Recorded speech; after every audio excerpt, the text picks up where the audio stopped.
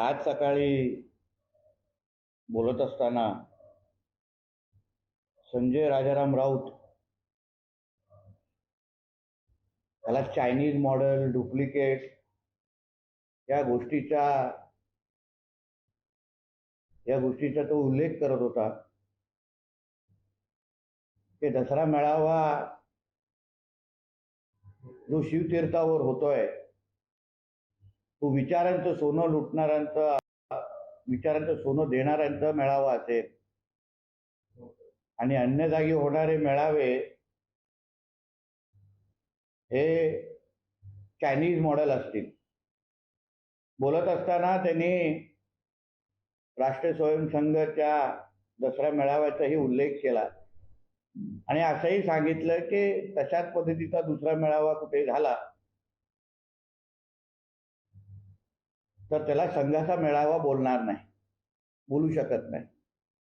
पण संजय राजाराम राऊतला मी आठवण करून देईन की राष्ट्रीय स्वयंसंघाचा जो कार्यकर्ता असतो तो कधीही हिंदुत्वाशी गद्दारी करत नाही. देशभक्तीच्या आणि राष्ट्रवादी विचारांची कधी प्रतारणा करत नाही. आपल्या आई वडिलांचे संस्कार कधी विसरत नाही. म्हणून संघाच्या मेळाव्यामध्ये जे विचारांचं सोनं दिलं जातं ते तुझ्या मालकाच्या शिवतीर्थाच्या होणाऱ्या मेळाव्यामध्ये कधीच दिलं जाणार नाही. कारण का ह्या वर्षी जो शिवतीर्थावर बोलणार आहे तो एका बिघडलेल्या मुलाचा, नशेबाज बलात्कारी मुलाचा, एक भडकलेला आणि चिंतित असलेला बाप तो या मेळाव्याच्या निमित्ताने आपल्या मुलाला वाचवण्यासाठी माझा मुलगा कशा या घाणेरड्या कृत्यामध्ये नाहीये या सगळ्याचं स्पष्टीकरण आणि भीती मनात असलेला बाप यावेळी शिवतीर्थावर बोलणार आहे. सकाळचं एक टीजर पाहिलं उबाटावाल्यांचं. आता जसं आपण जात प्रमाणपत्र देतो आणि त्याच्यामुळे आपले कुठल्या जातीचे आहेत त्याप्रमाणे आपल्याला ते सर्टिफिकेट मिळतं.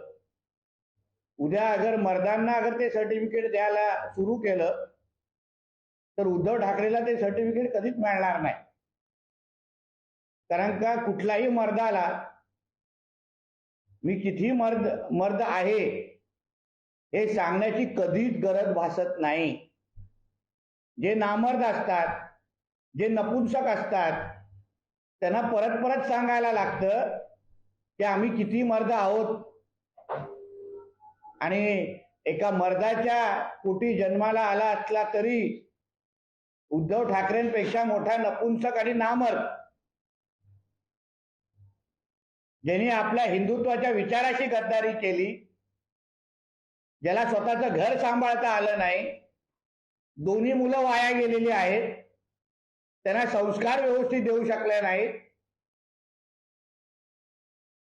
कितींदा उद्धव ठाकरे मैदानातून पळून गेलेले आहेत याचं ज्वलंत उदाहरणं आमच्याकडे आहेत. म्हणून त्या शिवतीर्थाच्या व्यासपीठावर उभं राहून अगर मर्दानगीची भाषा करत असाल तर लोक तुमच्यावर हसतील. तुम्ही खऱ्या अर्थाने मर्द असाल तर ठेवा तुमचे सगळे पोलीस 10 मिनिटासाठी लांब. ठेवा ती महाराष्ट्राच्या सरकारने दिलेली सुरक्षा ती लांब करा आणि मग त्या शिवतीर्थावर उभं राहून भारतीय जनता पक्ष आणि महायुतीच्या नेत्यांना त्या विरोधात बोलून दाखवा.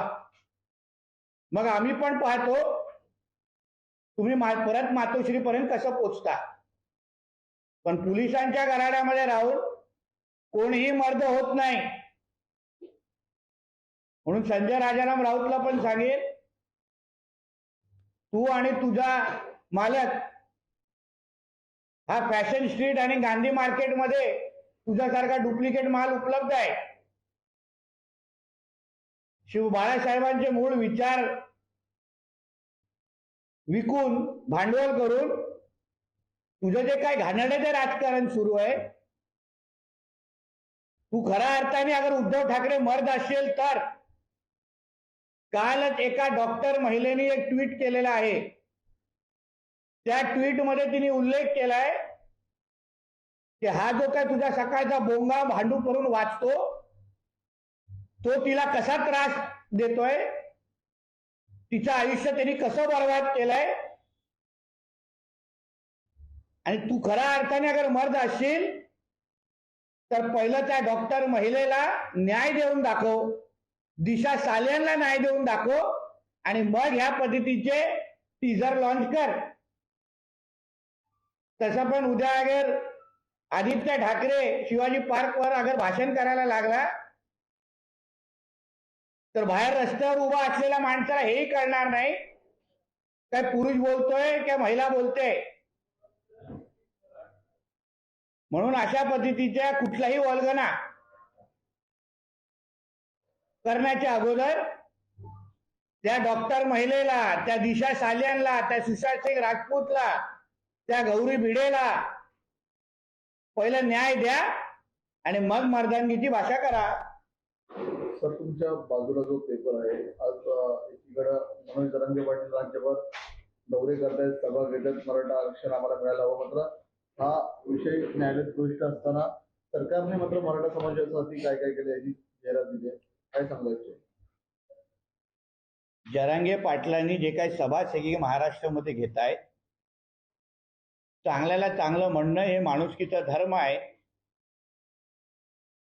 आणि एका बाजूला जे आमचं महायुतीचं सरकार ते प्रामाणिक पद्धतीने मराठ्यांना आरक्षण मिळावं, दाखले मिळावे यासाठी सातत्याने मंत्रालय स्तरावर बैठका सुरू आहेत, माहिती गोळा करण्याचं काम सुरू आहे. पण ते होत असताना उद्धव ठाकरेच्या सरकारसारखे आम्ही गप्प बसलेलो नाही. पण EWS असेल, सारथी असेल, ज्या ज्या मराठा मुलांना विविध महामंडळाच्या माध्यमातून जी आर्थिक मदत द्यायची असेल, जी आर्थिक मदत देऊन त्यांच्या स्वतःच्या पायावर उभं त्याला करू आपण शकतो, त्या सगळ्या पद्धतीची मदत आमचं राज्य सरकार हक्कानी देत आहे. आणि म्हणूनच आमचं हे मर्द मराठा राज्य सरकार अशा पद्धतीचा ऍड छापण्याची हिंमत करू शकतात. कारण का हे आम्ही करून दाखवलेलं आहे, कोणासाठी थांबलेलो नाही किंवा कोणाची फसवणूक केली नाही. जेवढे मराठा समाजाची मुलं ज्यांच्यावर चुकीच्या पद्धतीच्या आंदोलनाची केसेस होत्या त्या सगळ्या काढण्याचं काम आमच्या राज्य सरकारने केलेलं आहे. म्हणून या सगळ्या पद्धतीची मदत आमचं राज्य सरकार देत आहे. म्हणून जरांगे पाटलांना आवर्जून सांगेन की तुम्ही एका बाजूला आरक्षणाची मागणी करताय, त्यासाठी सरकार तुमच्या बरोबर आहे, समाजाच्या बरोबर आहे. पण त्याचबरोबर सरकारने जी चांगली चांगली कामं केलेली आहेत ती जेव्हा तुम्ही जाहीर भाषणामध्ये बोलायला लागाल तेव्हा लोकांना विश्वास वाटेल, समाजाला विश्वास वाटेल की हा माणूस चांगल्याला चांगलं म्हणतोय आणि चांगल्याला चांगलं म्हणणं ह्यालाच मराठा म्हणतात. हे जरांगे पाटलांनी लक्षात ठेवावं. काल एक मराठा आंदोलकांना नांदेडमध्ये आत्महत्या केली, त्याची बॉडी ताब्यात घेण्यास कुटुंबाचा नकार आहे, कारण त्यांना शासकीय नोकरी आणि पैशांची मागणी जी आहे कुटुंब करते. कशा पद्धतीने पाहताय, कारण अगोदर एक आत्महत्या झाली होती, त्याला सरकारने मदत केली होती. बघा, ज्यांच्यावर हे दुःखाचं डोंगर कोसळलंय त्या सगळ्या जणांना आमचं राज्य सरकार मदत करणारच आहे. ही आता काल घडलेली केस आहे, मी ऐकलंय सगळे अधिकारी त्यांच्या संपर्कात आहे. संबंधित लोकांना ज्या ज्या मागण्या ते पूर्ण करतीलच. पण आत्महत्या हा पर्याय नाही. मी समाज बांधवांना हात जोडून कळकळीची विनंती करीन की कुठल्याही परिस्थितीमध्ये मराठा समाजाच्या मुलांनी आपलं आयुष्य संपवू नये. आपण आता आरक्षणाच्या फार जवळ आलेलो आहे. आपण सगळेजण मिळून तुमच्या हिताचं राज्य सरकार आणलेलं आहे. म्हणून आज जेव्हा मिळण्याचे दिवस आलेले आहेत, आज जेव्हा सुखाचे दिवस आलेले आहेत, आज जेव्हा हातात पैसे आणि हातात हक्काची नोकरी आणि शिक्षण मिळण्याचे दिवस आलेले आहेत, तेव्हा आपलं आयुष्य संपवू नका. थोडं संयम ठेवा. जे आतापर्यंतच्या कुठल्या राज्य सरकारने दिलं नाही ते सगळी मदत आणि सगळी ताकद आणि असलेलं तुमच्या अपेक्षित असलेलं आरक्षण हे आमचं महायुतीचे सरकार देत आहे. फक्त योग्य क्षणाची वाट पहा. आता विजय उत्सव लांब राहिलेला नाही. तर संजय राऊत यांनी जो आरोप केलेला आहे की नाशिकच्या एकंदरीत ललित पाटील हे पदाधिकारी होते असा दावा फडणवीसांनी केला आहे. त्यांचं इंटेलिजन्स फेल आहे, कुठेतरी त्यांनी तपासण्याची गरज आहे. दुसरी एक गोष्ट त्यांनी जी म्हटलेली आहे की ज्यांच्यावरती किरीट सोमय्या यांनी उलट आरोप केलेले होते ते आज मंत्रिमंडळात बसलेले आहे. यावरती नेमकं भाजपचं काय म्हणणं आहे? एक लक्षात घ्या की इंटेलिजन्स फेलियर कोणाचं चांगलं आहे कोणाचं वाईट आहे हे या जी प्रकरणं आता ललित पाटील असो, खिचडी चोरी असो, रेमडेसिवीर असो, कोविडचा स्कॅम असो, ह्याच्यावर सगळं कळतंय की आमचे इंटेलिजन्स किती स्ट्रॉंग आहे, ते किती कडक आहे. फक्त मुद्दा एवढाच आहे की ललित पाटील प्रकरणामध्ये आता संजय राजाराम राऊत असो, सुषमाताई असो हे आणि थेट मातोश्रीपर्यंत भीतीचे वारे पसरलेले आहेत. रात्रीच्या झोपेच्या गोळ्या वाढलेल्या आहेत. या गुंडांना, माफियांना आणि दरोडेखोरांना पोचण्याचा इतिहास हा उद्धव ठाकरेचाच आहे. म्हणून सचिन वाजे, प्रदीप शर्मा, आपला हा ललित पाटील, कोण तो टिळकनगरचा गुंड पराडकर आणि दुसऱ्या बाजूला हे खिचडी चोरी करणारे हे संजय राजाराम राऊत सारखे चोर, हे सगळेचे सगळे टवाळकी ही उद्धव ठाकरेंची टोळी आहे. आणि त्याच्या टोळी प्रमुख म्हणून उद्धव ठाकरे आहे, ज्या ह्यांच्या हप्त्यावर त्याचं घर चालतं. एवढे कमजोर गृहमंत्री मी पाहिले नाही. हा ना, अनिल देशमुख तर फार ताकदीचे गृहमंत्री होते. कारण का जे त्यांच्या महाविकास आघाडीच्या गृहमंत्रींना जमलं ते आमच्या फडणवीस साहेबांना नाही जमत. हप्ते गोळा करणं, वसुली करणं. म्हणून संजय राजाराम राऊत आणि उभाटावाल्यांना आमचे फडणवीस साहेब कमजोर वाटतात. कारण का फडणवीस साहेब समाजामधला जे काही कायद्याने सुव्यवस्थेचा प्रश्न असेल, हे ड्रग्सचे प्रकार असतील किंवा क्राईम रेट संपवण्यासाठी फडणवीस साहेब 24 तास काम करतायत आणि म्हणून ते कमजोर आहेत. तुझ्या गृहमंत्र्यासारखा वसुली करत नाही डॅन्स बार आणि रेस्टॉरंट करून आणि ते तुझ्या मालकाला पोचवत नाही म्हणून गृहमंत्री कमजोर आहे. ज्या दिवशी त्या डॉक्टर महिलेची तक्रार आता घेतली जाईल आणि त्या निमित्ताने तुला आतमध्ये टाकलं जाईल ना, तेव्हा कळेल फडणवीस साहेबांचं इंटेलिजन्स कसं आहे. त्यावेळी विधान केलेलं आहे की देवेंद्र फडणवीसांनी शरद पवारांची माफी मागावी. शरद पवार हे मंत्रिमंडळात नव्हते, कंत्राटी भरतीचा निर्णय हा त्यांचा नाही. महाविकास आघाडीचे प्रणेते म्हणून तुम्ही 2 वर्षाच्या पण मुलाला विचारलात ना, लहान मुलं, तरी तो सांगेन की महाविकास आघाडीचं सरकार हे शरद पवार साहेबांच्याच आशीर्वादाने चालू होतं.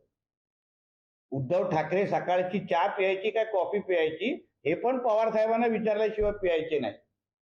म्हणून ताईंना सांगेन, उगाच माफी मागण्यापेक्षा एकदाच आता तुम्ही महाराष्ट्राची माफी मागा की आम्ही महाराष्ट्राची वर्षानुवर्षी लूट केली आणि महाराष्ट्राला परत स्थिर काम करण्याचं काम आमच्या एकनाथ शिंदे आणि फडणवीस साहेब करत आहेत. ह्यासाठी त्यांचे आभार मानले पाहिजे आणि तुम्ही आणि तुमच्या कुटुंबांनी माफी मागितली पाहिजे. याच कंत्राटी भरतीमुळे काही राजकीय नेत्यांना फटका बसतो, विशेषतः सत्ताधारी नेते आहेत त्यांच्या कंपन्यांना कुठेतरी कंत्राटी भरती रद्द केल्याने फटका बसतो अशी चर्चा सुरू आहे. असं मुस्लिमांचा माहिती द्या ना. मग माझं असं म्हणणं आहे, जे हे आरोप करतायत की आमचे कंत्राटी ह्या कंपन्या आमच्याशी निगडीत, त्यांनी माहिती द्यावी, कोर्टामध्ये जावं.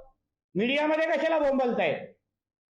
जे GR रद्द कशाला करतोय हे सांगण्याचं धाडस आमच्या देवेंद्रजींनी दाखवलं ना, पुरावे सकट दाखवलं ना, कागदपत्र दाखवले, GR दाखवले. मग जे ह्या कंपन्या आमच्या आहेत ते बोलण्याचा आरोप करतायत त्यांनी पुरावे दाखवावे आणि सांगावं की बाबा हे या भाजप नेत्याचे आहे. संजय राऊत असं देखील म्हणतात भाजपचे काही नेते आहेत ते उद्धव ठाकरे भाषण किती वाजता करणार याची माहिती घेत आहेत. कारण का काय संध्याकाळ खराब करायची नाहीये ना. नष्टरला बघितल्यावर रात्री झोप लागत नाही.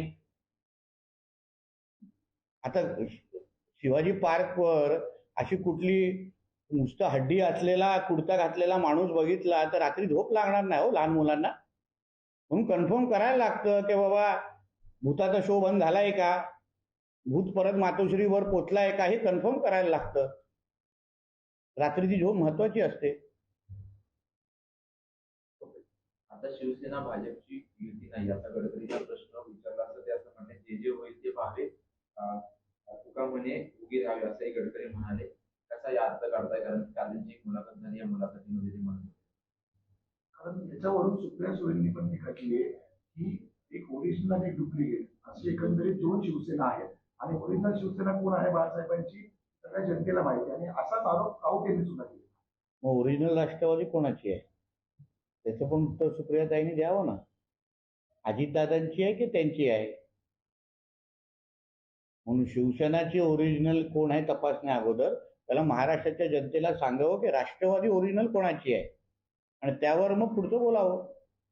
मागच्या निवडणुकीत ज्यांना तिकीट दिली नव्हती त्यांच्यावर मी काय बोलणार, ते बोलण्याच्या लायक नाही, अशा पद्धतीने शरद पवारांनी अध्यक्ष बावनकुळे यांच्यावरती टीका केली. नाही, मी पवार साहेबांना काय उत्तर देऊ शकतो. सुप्रिया सुळे यांनी ते आता आमच्या प्रदेशाध्यक्ष हे स्वतःच्या हिमतीवर आज प्रदेशाध्यक्ष झालेले आहेत, कोणाच्या जीवावर प्रदेशाध्यक्ष झालेले नाहीत. फरक आहे. यालाच धरून त्यांनी सुप्रिया सुळेंनी सुद्धा आव्हान दिलेलं आहे एकंदरीत, कारण बावनकुळे बारामतीमध्ये जिंकणार असा दावा करत आहेत. तर त्यांनी स्वागत केलेलं आहे आणि सरकार आहे ते 50% चालतंय. 50% काय म्हटलंय आता 50% तर जास्त अर्थ कदाचित ताईंना जास्त कळतो, आम्हा लोकांना कमी कळतो. कारण का टक्केवारी हे त्यांच्या महाविकास आघाडीमध्ये जास्त चालायची. 7 आणि 8% घेतल्याशिवाय कुठे फायली हलायची नाही असं आम्ही तेव्हा ऐकायचो. म्हणून टक्केवारीची भाषा ताईंना जास्त कळत असल्यामुळे ते जास्त विश्लेषण करू शकतात. लोकशाही मराठी ऐका, पहा, जागरूक रहा.